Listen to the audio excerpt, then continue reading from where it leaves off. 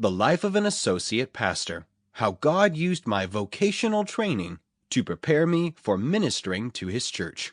Written by Rick Davidson. Narrated by Joseph Pliska.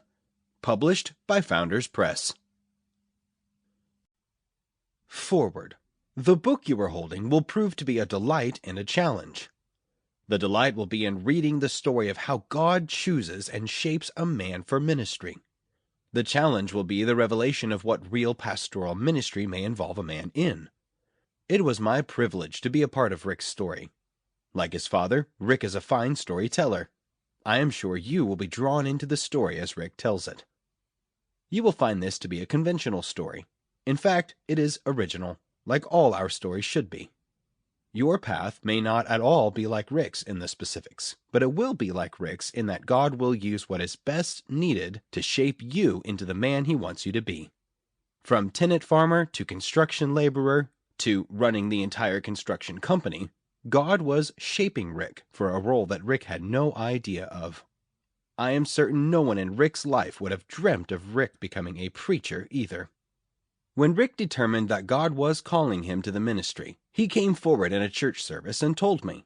My response to Rick was, "Rick, if you can do anything else and be happy, do that." After Rick's shock and disappointment at my comment, he still wanted me to tell the church. You need to know that well over 2 decades later, Rick still has not found anything other than gospel ministry that he can do and be happy. Rick soon found himself on our church staff in a part-time position. Not long after that, Rick became our full-time executive pastor. He brought a set of gifts to our staff that I did not have. We matched like 2 puzzle pieces.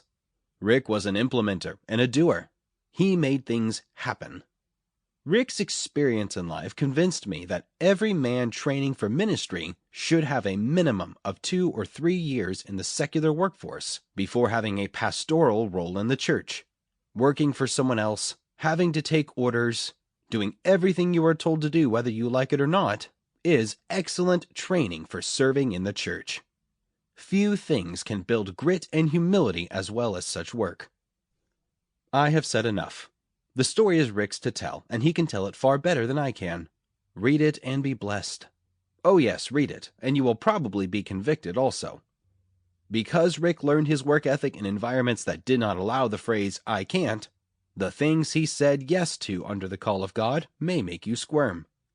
Rick could never rationalize saying no to God, if God is indeed sovereign. Tony Rose, retired pastor of LaGrange Baptist Church. Sample complete. Ready to continue?